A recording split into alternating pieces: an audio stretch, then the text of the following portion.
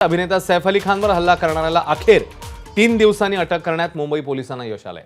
ठाण्यातल्या कासारवडवलीमधल्या हिरानंदानी परिसरातल्या कामगार वस्तीतनं आरोपीच्या मुसक्या आवळल्यात। मोहम्मद शहजाद असं अटक करण्यात आलेल्या 30 वर्षीय आरोपीचं नाव आहे आणि त्याला वांद्रे न्यायालयात हजर करण्यात येणार आहे। आरोपीकडे भारतीय असल्याचा कोणताच पुरावा न सापडल्यानं तो बांगलादेशी घुसखोर आहे असा संशय पोलिसांनी व्यक्त केलाय। दरम्यान तो विजय दास हे नाव धारण करून हाऊसकीपिंग एजन्सीमध्ये काम करत असल्याचं पोलिसांचं म्हणणं आहे।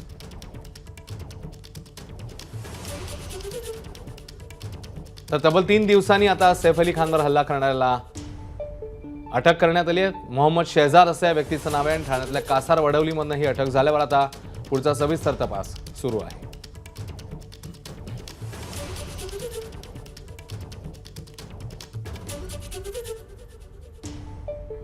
दरम्यान पोलिसांनी पत्रकार परिषद घेऊन आरोपीबद्दल सविस्तर माहिती दिली। बघूया।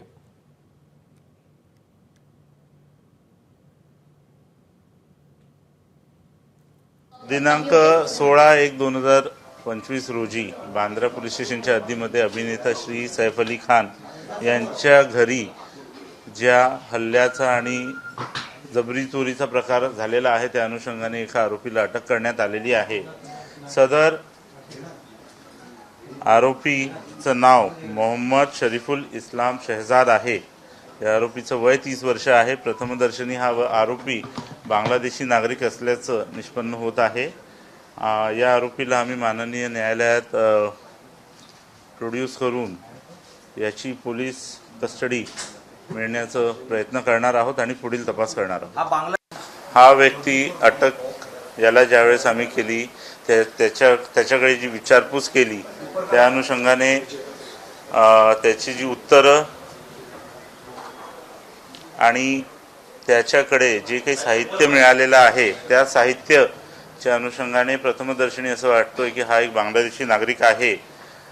त्या अनुषंगाने आम्ही पुढील तपास करत आहोत। दरम्यान सैफच्या हल्लेखोराला कोणी मदत केली याची चौकशी होणार आहे। हाऊसकीपिंग एजन्सीमध्ये हल्लेखोराला काम कसं मिळालं याचा तपास मुंबई पोलीस करणार आहेत। भारतीय कागदपत्र आरोपीकडे होती का याचीही चौकशी होणार आहे।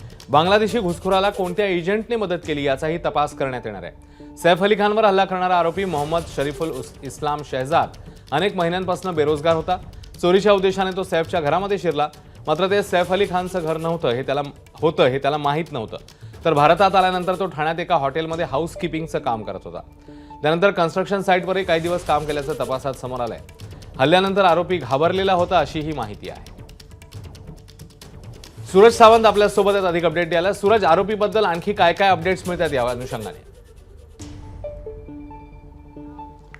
अश्विन, नक्कीच हा आरोपी मोहम्मद शहजाद हा बांगलादेशी असल्याचं आता स्पष्ट झालेलं आहे। मात्र दुसरीकडे बांगलादेशी घुसखोर यांचा मुद्दा आता पुन्हा एकदा रेडीवर आलेला आहे आणि त्या अनुषंगाने या बांगलादेशींना आता या मोहम्मद शहजादला कुणी मदत केली, त्याच्याकडे भारतीय कागदपत्र आहेत का, असे अनेक एजंट सध्या मुंबईसह इतर परिसरात आहेत जे यांना फेक डॉक्युमेंट्स बनवण्यास मदत करतात। मग ह्याच्याकडे तसं डॉक्युमेंट्स होतं का या संपूर्ण प्रकरणाचा तपास तर होईलच। मात्र हा हाऊसकीपिंगला ज्या ठिकाणी कामाला होता त्याला कामाला कोणी ठेवलं, त्याचे कागदपत्र पडताळले का, हा देखील प्रश्न आहे आणि त्या अनुषंगाने देखील पोलिसांचा तपास हा केला जाणार आहे। दुसरीकडे आपण पाहतोय की पोलिसांच्या आतापर्यंतच्या चौकशीत या मोहम्मद शहजादला माहीत नव्हतं की हे चोरी करताना की ते घर हे सैफ अली खानचं होतं।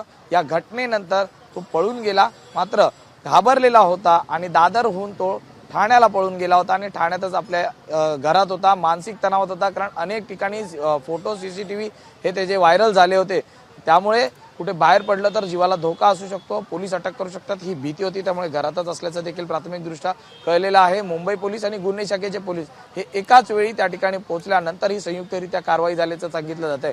त्यामुळे मोहम्मद शहजाद याच्या आता चौकशीत आणखी काय बाबी समोर येतात, तो कधीपासून या ठिकाणी होता हे पाहणं महत्त्वाचं आहे।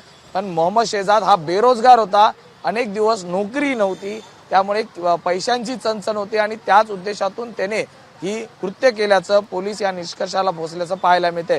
त्यामुळे आणखी अनेक अपडेट्स यामध्ये पाहायला मिळतील की मोहम्मद शहजाद याच्यासोबत अन्य किती बांगलादेशी हे आता मुंबईत वास्तव्यास आले होते किंवा त्याच्या संपर्कात होते हे आता पुढे येईल आणि या बांगलादेशीचा मुद्दा हा आता पुन्हा ऐरणीवर आल्याचं पाहायला मिळतं। अश्विन, सूरज आपल्या सोबतच राहा, आणखी एक अपडेट येते त्या संदर्भात आपण आता बातमी जाणून घेणार आहोत। काल रात्री लेबर कॅम्पमध्ये पोलिसांनी चौकशी केली। सर्व कर्मचाऱ्यांना रांगेत उभं राहून त्यांचे मोबाईल तपासले, आरोपीचा फोटो दाखवून चौकशी केली। दरम्यान ज्या ठिकाणून आरोपीला ताब्यात घेण्यात आलं त्या ठिकाणून आपले प्रतिनिधी अक्षय भाटकर आता आपल्यासोबत आहेत। अक्षय, ज्या ठिकाणून ह्या आरोपीला ताब्यात घेण्यात आलंय तिकडे काही धागेदोरे, काही सुगावा आता आणखी समोर येतोय का? अक्षय,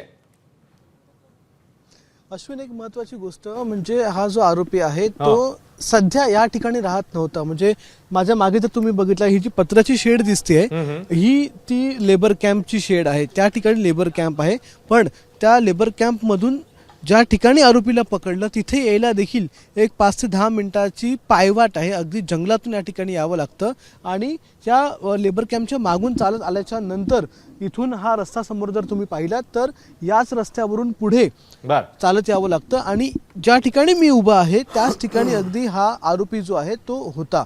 आता असं सांगितलं जातंय, जी पोलिसांची टीम होती ती देखील सांगतायत की या ठिकाणी हे जे गवत आहे त्या गवताच्या खाली लपण्याचा प्रयत्न आरोपीने केला होता आणि ज्यावेळी ही टीम इथे पोचली, मग त्यामध्ये मुंबई पोलिसांची टीम होती, ठाण्यातल्या कासारवाडी पोलिसांची टीम होती, तर त्यावेळी हा आरोपी जो आहे अगदी काळोख होता आणि इथून घेऊन जात असताना देखील पोलिसांना ही पायवाट शोधत इथून बाहेर जावं लागलं। आता महत्त्वाची माहिती ही आहे की ज्यावेळी म्हणजे हा जो आरोपी आहे तो काही महिन्यांच्या आधी या लेबर कॅम्पमध्ये किंवा या कन्स्ट्रक्शन साईटवर, इथे अनेक कन्स्ट्रक्शन साईट आहेत, म्हणजे हे मोठमोठे बिल्डर आहेत, प्रायव्हेट बिल्डर आहेत सगळे, त्याचबरोबर मेट्रोचं देखील या ठिकाणी कन्स्ट्रक्शन सुरू आहे। तर त्या कन्स्ट्रक्शन साईटवर तो काही काळ कामाला होता, पण त्याच्यानंतर त्याचा जॉब गेला होता, त्याला पैशाची चणचण होती आणि त्यामुळे तो पुन्हा मुंबईला होता। एका प्रायव्हेट रेस्टॉरंटमध्ये देखील तो एक हाऊसकीपिंगचं काम देखील करत होता आणि त्या रेस्टॉरंटमध्ये देखील जाऊन पोलीस आता चौकशी करणार आहेत की तुम्ही कोणत्या बेसिसवर या व्यक्तीला इथे काम दिलं, कारण की त्याच्याकडे काही डॉक्युमेंट्स नव्हते, कारण की तो बांगलादेशी होता।